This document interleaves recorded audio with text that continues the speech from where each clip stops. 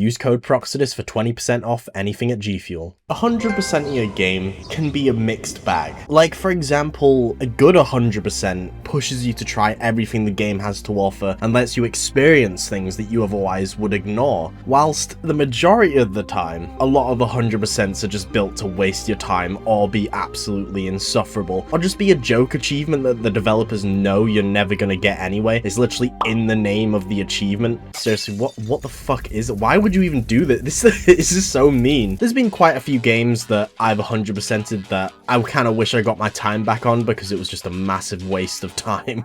And I wanted to talk about some of them today so you don't make the same mistake I did. And the first one I want to talk about is Like a Dragon Infinite Wealth.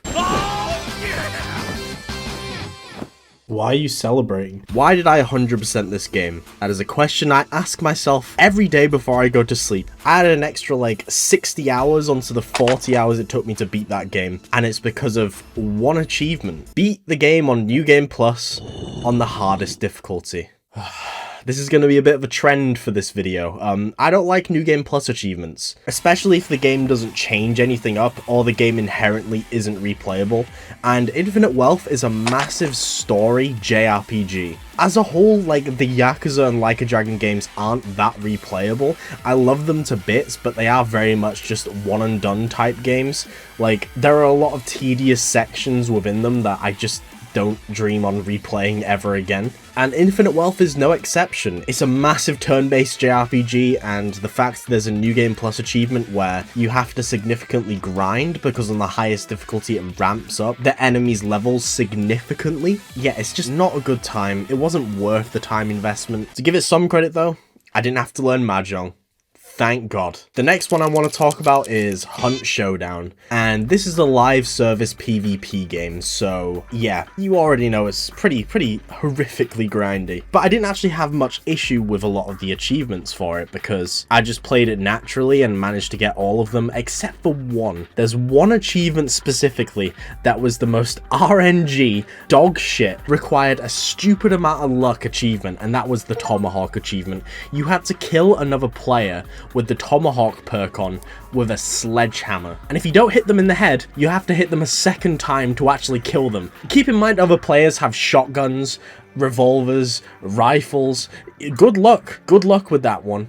Fun fact about this one, you could actually cheese it because no one played the quick play game mode, and in that you go to like the clue things and you get a random perk, and because no one played it, you could queue at the same time as a friend and get into a match with that same friend, and because you're against each other, you could keep grinding to try and get the Tomahawk perk and then just kill your friend with it. That's how I helped my friend get the 100% as well. Yeah, team killing someone in the base game does not work with it. I had another friend test that with me. Did not give you the achievement. It has to be an enemy player. I haven't played this game since they added Post Malone and Ghostface because now it's just become Fortnite for middle-aged divorced dads, and yeah.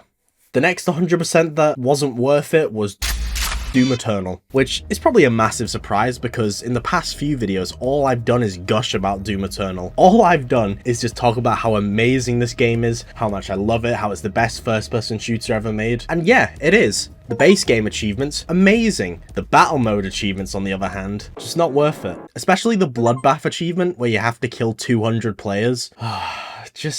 Just fuck off. Genuinely, just fuck off. I don't know why they even added achievements for the battle mode. It's why Doom the Dark Ages is the best Doom to 100%, because there's no online multiplayer. You can just play the base game, and it's an absolute blast. Fuck battle mode. You can get this achievement by just going into a private lobby with two friends and then just asking them to AFK and killing them a bunch of times, which is what me and a few other friends did, because again, fuck playing battle mode, and if it doesn't require a third-party engine or software to get the achievement, then it's not cheating in my eyes. It's an inbuilt mechanic. Work smart, not hard.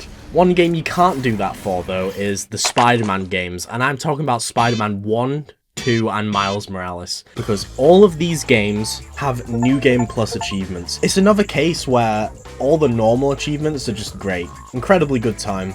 Going around the open world, you know, swinging around, getting all the collectibles, absolute blast, just like Sunset Overdrive. The difference is, Sunset Overdrive doesn't have tedious shitty sections when you're not playing as Spider-Man, or you're playing as civilian Peter Parker riding a fucking bike, and you can't skip these sections in New Game Plus. So you have to go through these disgustingly pace-breaking sections again on New Game Plus. On a first playthrough, it's fine. You know, I can live with it. You know, it adds to the story, gives character development, all that jazz.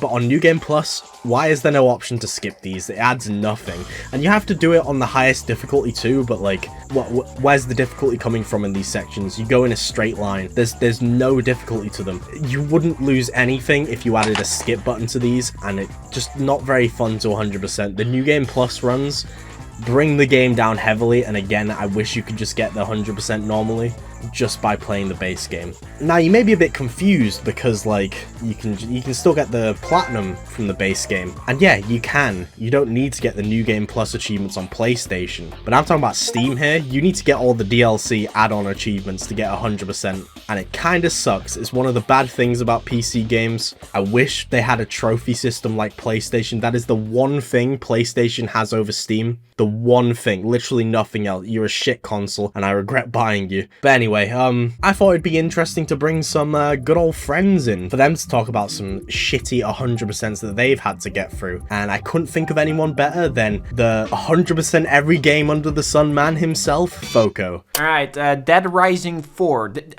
This game is goddamn atrocious. Not only is it the worst Dead Rising game out of every title in the series, I would even rather play the stupid Java Dead Rising game or the one on the Wii, but they also made completing it. They made it so goddamn tedious, and I just don't understand why. First of all, you have to beat the game, which is not that bad, but you have to play Dead Rising 4, which is just not fun to do. You have to collect a bunch of crap. There are like these little Frank West statues you have to collect, and blueprints and like documents or audio logs. I kind of forgot. It just like got suppressed out of my memory. And on top of that, you also have to do a lot of these trials. There's like little challenges in the game. They are called trials, I'm pretty sure. And some of these are like absolutely brutal. One of the hardest ones was kill 200,000 zombies. That is absolutely absurd. And besides that, there's also an entire multiplayer section to these trials. And oh my god. First of all, some of these multiplayer trials you can only get with a full squad. And I remember when I was going for them, I had to convince 3 friends to buy and download Dead Rising 4. And we had so much trouble just getting everyone in a lobby. We were like messing around for 2 hours. We did end up getting it to work, but then you also need to level up your multiplayer character by like, I don't know, like 80 levels or something. I think you need to beat 50 bosses in the multiplayer mode, and you can fight one boss every, I think it's like every 30 minutes. It might be less, but it was something absurd like that. Then there is also a goddamn mini golf mode. Besides that, it's like completely separate with its own set of achievements. This game is an absolute disaster to complete, and it took me, I'm not joking, it took me 90 hours. Jesus Christ, man, I'm never getting that time back. Another good friend of mine I asked was By Jill, who used to be a trophy hunter, but he pretty recently quit doing so. So he has quite a few of them that he could talk about, so I actually have no idea what he's going to talk about for this one. Probably going to be something absolutely horrific. If you've been trophy hunting or achievement hunting for a while, you're doomed to have that one game that you're going to push through despite how horrible it feels to play. And that game for me was none other than Is It Wrong to Try and Pick Up Girls in a Dungeon: Infinite Combat. Now, of course there were games that were bigger in terms of scope that were definitely harder to 100%, but this was the one that felt the most miserable. It was a game that was constantly on the front page of the PSN store, so I decided to grab it because I'm not against anime games, and I ended up finding out that it was this horrible port from a mobile game, which was kind of a dungeon crawler which you had to push through and complete to 100% with a gameplay that was so simple, which basically consisted of pressing square against enemies that were poorly coded, had shitty hitboxes, and felt horrible to go through. The dungeons were grindy, almost felt like they were endless and this was a slog to go through.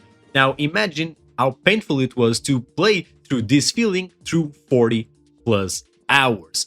It's been a long time since I've put myself through one of these experiences, and honestly, if I'm being pretty sincere with you all, I wouldn't do it again, not if my life depended on it, because my time nowadays is better wasted playing better games. And the last bad 100% I want to talk about is The Evil Within 2, that classic mode achievement. Whew.